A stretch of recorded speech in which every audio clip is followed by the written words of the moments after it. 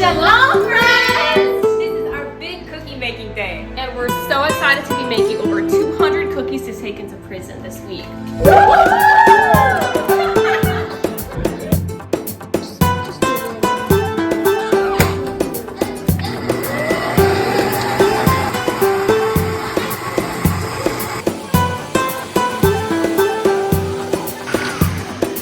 We're so grateful for this opportunity to go into prisons and be the hands and feet of Jesus.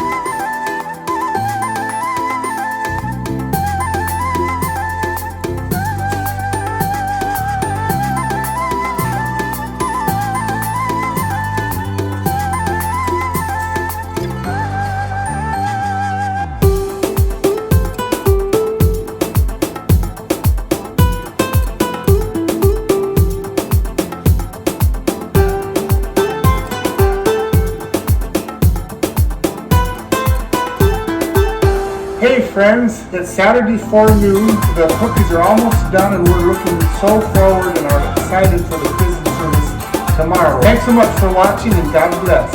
Bye!